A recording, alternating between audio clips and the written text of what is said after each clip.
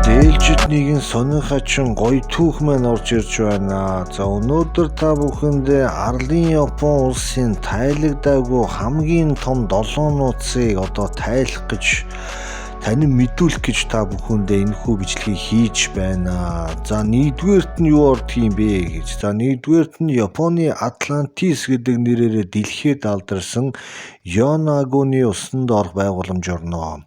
За энэ байгууламжийг 1985 онд жуулчид дагуулж усан чумбаж 5.10 цаас олдог Аратека гэдэг нөхөр Йонагуны усан доогуур шумбаж явж байхдаа бол анх олсон байдаг. За урт нь 75 м, өндөр нь 25 м ийм чулуун хүний гараар бүтсэн ийм бүтээн байгуулалтыг энэ усан доогороос хамгийн анх олж харсан хүн бол энэ хүн байгаа. За та бүхэн зураг тавиад өгсөн энэ зурган дээрээс бол харж байгаа.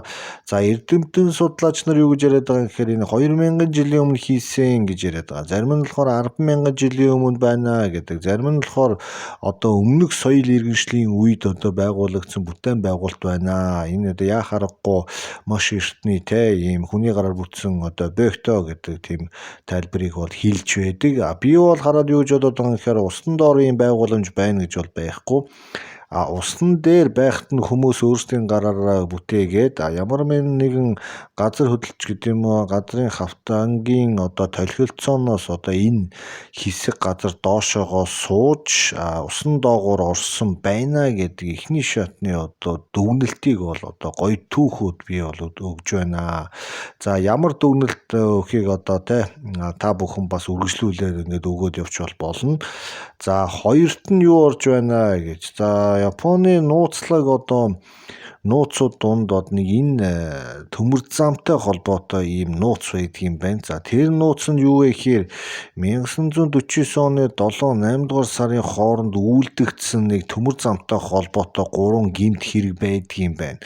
За энэ хэргийг өнөөдөр хүртэл Японы цэрэг цагдаа тагнуулна хайгаад олохгүй утга учрыг нь бол яг нарийн сайн тайлбарлаж чадахгүй ингээд хэдэн жил болчихж байгаа юм байна. 70-80 жил болчихж байгаа хэрэг юм байна. За яг энд юу болсон бэ гэхээр хамгийн ихний тохиолдол нь 49 оны 7 дугаар сарын 5-ны өдөр Японы төмөр замын ерөнхийлөгч Садонори Шимаягийн амийг бол хөнөөсөн гэмт хэрэг бол гарсан.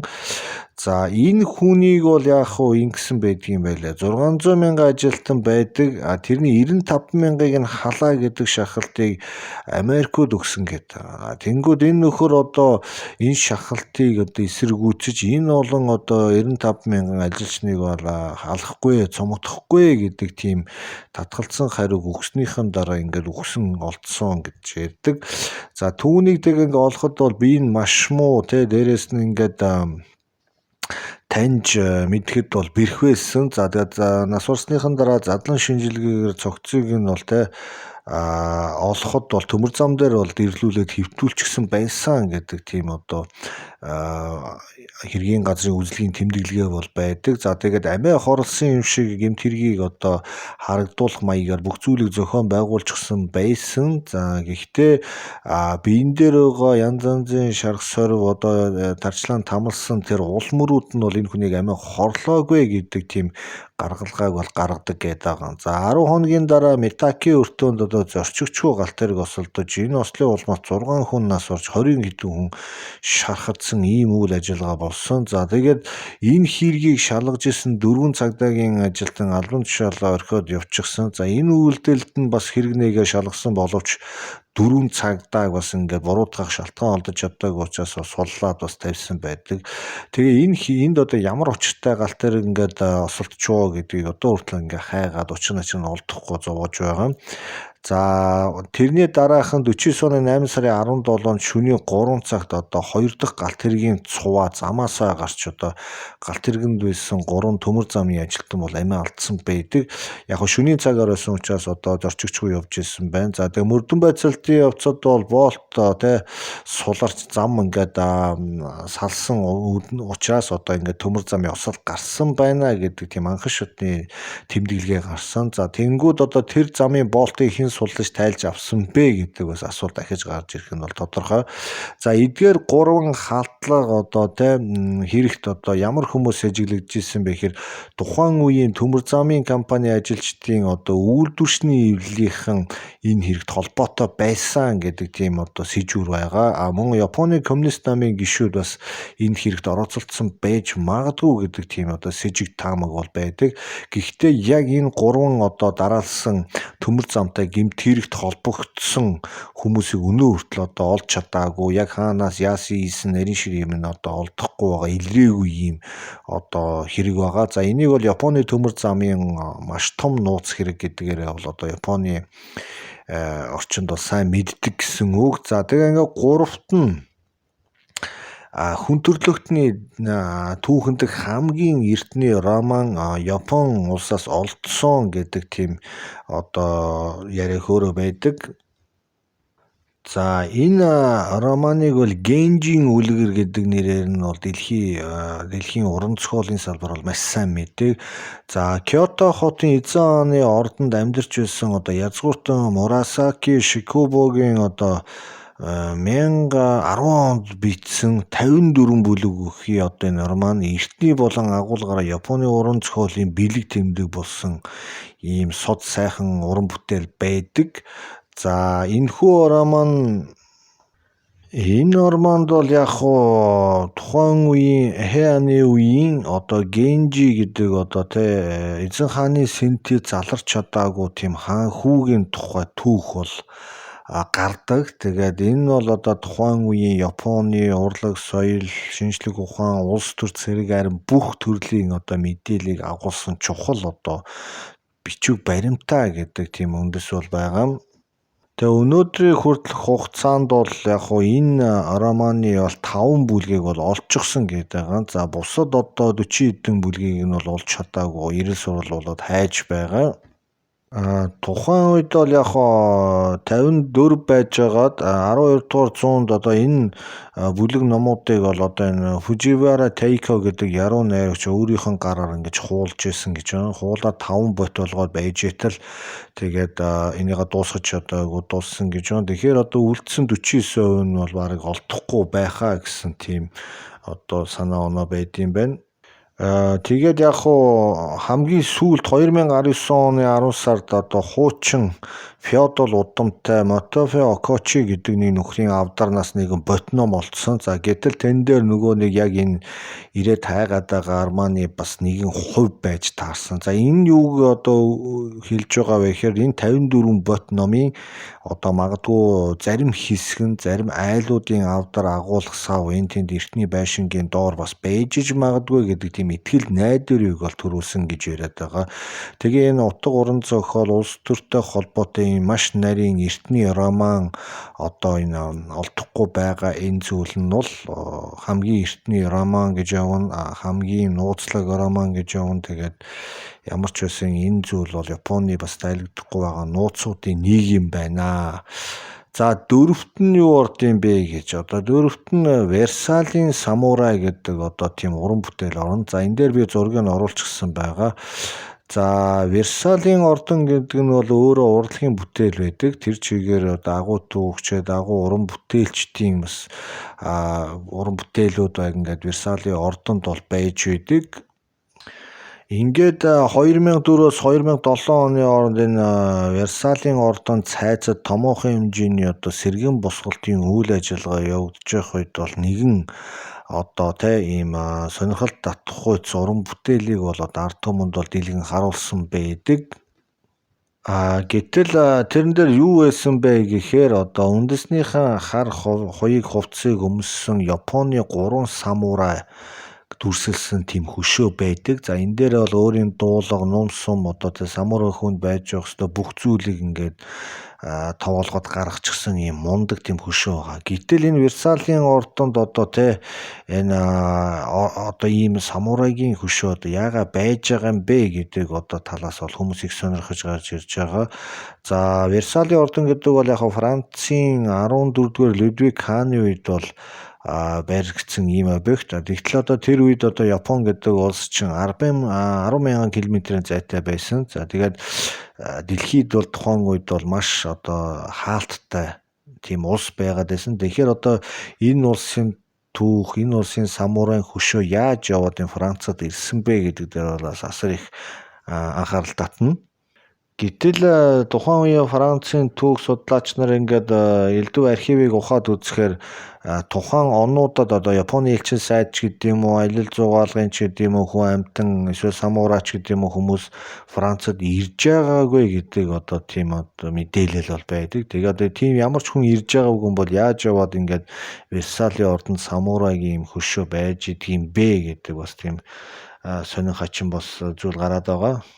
Тэгээд энэхүү олдвортой одоо холбоотой ямар ч мэдээлэл олдоогүй учраас өнөөдөр энэ Версалийн ордон болон Францын түүх соёлыг судалдаг эрдэмтэн судлаач нар бол толгоогоо гашлагаад өнөөдөр хүртэл одоо энэ гурван самурайгийн зургийг одоо хөшөөг олж одоо тайлбарлах ямар ч боломж байхгүй байгаад байгаа. За ингээд Японы нууцлаг түүхүүдийн 5 дугаар чөтгөрийн тэнгис буюу Луугийн гурвалжин нэрээр алдартай нэгэн гурвалжингийн тухай ярьж өгч байна. За бид нар ч нөө Бермудын гурвалжин гэж аягүй сайн мэддэг. Тэгвэл Японд бас ийм Луугийн гурвалжин гэдэг тиймэрхүү газар бол байдаг. За тэгээ аврах том давалгаа усанд орох газар хөдөл хар салхи манан гинтийн хуй салхи юу байдгийг байж болох байгалийн хамгийн хүнд одоо үзүүлбэрүүд энэ гурвалжинд бол бодолдог. За тэгээд энэгээр явж байхдаа нисгэгч нар болон далаачид маш их хэмжээний тийм бэлтгэл сургалт хийж сэтгэл зүйн болон бүх төрлийн бэлтгэлийг хангаж ийж одоо энэ айхтар аюултай Луугийн булан руу бол ордог, гурвалжин руу бол ордог. Яг 60-аад оноос бол яг Бермудын гурвалжинг бол хүмүүс мэддэг болоод ерөнхийдөө судалгаа шинжилгээл их ороод байгаа. Луугийн гурвалжинг бол одоогоор бол хүн амьтан бол нэг сайн мэддэггүй. Гэхдээ аюултай бүсүүдийн нэг гэдгээр бол газар зүйн юм дээр бол бичигдээд явж байгаа. За тэгээ олон зууны турш байлдааны өлөг онгоц, худалдааны онгоц, шумбагч одоо нисэх онгоц гэх мэт ийм олон тоо томшгүй зүйлүүд бол энэ гурвалжинд бол алга болсон. За тэгээд хэдий эдгээр одоо усан онгоцод янз янзын зүйлүүд ингээ алга болсон ч гэсэн тэднэрээс ирсэн аврах одоо авраараа гэсэн холбоо хэлхийний дагуу аврагчид ингээд яваад очиход ямар нэгэн сэг зэмч гэдэг юм уу хүмүүсийн одоо завны үлдэгдэлч гэдэг юм хэмжүүл олддоггүйгээр их анхаарал татчихсан ийм газар байгаа. Тэгээд ямар нэг юм боллоо гэхэд ерөөс усны мандал дээр бол усан доороос олддоггүй хаашаа ч юм ингээд орц сурггүй алга болчдөг ийм сонин газар байдаг. За тэгээ орон нутгийн хэмжээнд бараг үлгэр домог зохиолоос ингээ харахаар бараг 1000 жилийн өмнөөс одоо энэ Луугийн гурвалжин гэдэг ийм газар байсан гэж одоо түүх дурсгалын бичиг дээр бол үлдсэн гэдэг байгаа. За ингээд Япончууд 55 он засгийн газрын хүмүүсийн тусгай даалгавраар энэ чөтгөрийн тэнгис буюу энэ Луугийн гурвалжингийн нууцыг тайлахаар Каумапо 5 гэдэг одоо экспедицийг бол явуулсан. За ингээд энэ экспедицийн үр дүн ажиллагаанд явж чад буцаж бол ирээгүй. Усан онгоцонд ойролцоогоор 31 хүн тэр дотор эрдэмтэн судлаач бүх төрлийн хүмүүс бол байсан. Тэгээ энэ хүмүүс өөрсдөө судлах гэж очиод өөрсдөө алга болоод бараг ингээд таг болсон. За ингээд өнөөдрийн хүртэл энэ одоо нууцлаг гурвалжингийн талаар ямар ч одоо мэдээлэл гарч ирэхгүй байгаа нь бол бас их сонирн байгаа. Тэгээд усан дор нарийн судалгаа шинжилгээ хийхээр яг энэ Луугийн гурвалжингийн доошоо 11 одоо 1000 км хүртэлх одоо ийм гүнтэй газрын гадаргуу байгаа. Тэгэхээр ийшээ одоо хавцал руу орох техник технологи бол орчин үед бол нэг их хөгжөөгүй. За яг ганц нэг төхөөрөмжүүд байгаа. Гэхдээ энийг авчираад одоо ийшээ нэвтэрч ороод доор ёроолыг харна гэвэл асар их хэмжээний мөнгө төгрөг ийм үйл ажиллагаа болох гээд байгаа учраас бол оруулаагүй байгаа. За ингээд Японы 6 дахь одоо ийм нууцнд тайлагдаагүй нууц гэх юм бол сүнс хөлийн нууц нэрээр алдарсан ийм зураг байдаг гэж байна. За 2015 онд Японы Зүши хотод одоо аавынхаа тэ хамт аял зугаалж исэн нэгэн охин далайн хэрэг дээр зогсож байгаад зураг авахулсан. За ингээд зураг аваад эргээ зураг харахад бол одоо охиных нь хөлний цаана өөр хүний одоо тийм хөлийн зураг харагддаг. За тэгээд яг энэ үед авахад бол охин ганцаараа байсан, цаана ямар нэгэн хүн байгаагүй гэдэг тийм одоо мэдээллийг бол анх аав нь өгч исэн. За тэгээ энэ зургийг одоо ингээд сошиал медиа орчинд тавиад ийм зураг боллоо ингэлээ гэхэд бол хүмүүс бол асар их эсэргүүцэж охиноо одоо тэ ашиглаж нэр алдарт гарахыг хүслээ. Фотошопыг ямар болох хийсэн бэ ч гэдэг юм уу, иймэрхүү янз янзын хил ам таталсан. За тэгээд энэ зургийг одоо эвлүүлэг байсан уу юу байсныг бол хэн ч хэлж мэдээгүй. За аав нь бол одоо ийм шуугиан дэгдхийг бол мэдээгүй, ойлгоогүй учраас бол тэгсгээд нам болсон. Гэтэл зарим хүмүүс энэ зургийн нууцыг тайлах тухайн газар орныг бол сонирхоод үзэхэд бол яг аргагүй энэ зураг авдаг газрын хажууд бол эртний самурай нарын оршуулгын газар бол байдгийн байна лээ. Зарим хүмүүс бол энэ зургийн ард явж байгаа тэр охины ард байгаа тэр гутал бол одоо энэ газрын эргийн хамгаалтын ажилтны хувцс байна. Тэгээд ингээд охиныхон зургийг авах чах үед нь ингээд цаана давхардаж ороод ингээд энэ зураг гарцсан байна гэдэг тиймэрхүү одоо тайлбарыг бол хийгээд байгаа. Гэхдээ энэ одоо яг хүмүүсийн итгэлд бол нэг хүрэхгүй байгаа. Ямар ч байсан энэ зураг одоо тайлагдаагүй нууц хэвээр өнөөдрийг хүртэл одоо явж байгаа. Магадгүй та ч гэсэн энэ зургийг хараад өөрийнхөө үнэлдэг үлдийг бас өгч болно. За ингээд долоод нь ямар одоо тэ нууц ордгийн бэ гэхээр хизээч ундаггүй навчтай мод нэрээрээ Японд алдарсан одоо тэ Сумида гэдэг нэг модны тухай ярьж өгье. За Токиод байрладаг Хонжо гэдэг дүүргийн энэ хэсгийг бол ерөнхийдөө эртний үеэс олон хүн сүнстэй гэж үздэг тийм газар юм байна.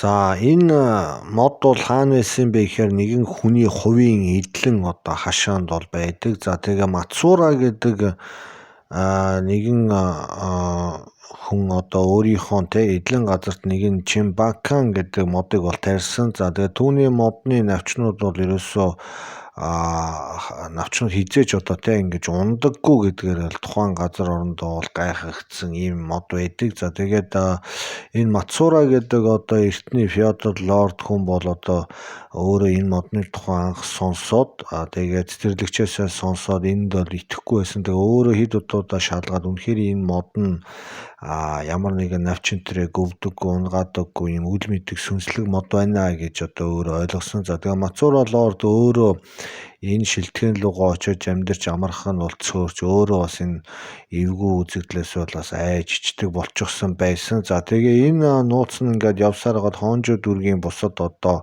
олон хүнийг бол гайхшруулж тэгээд Японы аимшиг кино хүртэл одоо хийх тийм сэтэл санааг бол одоо энэ мод өгсөн гэж ярьдаг.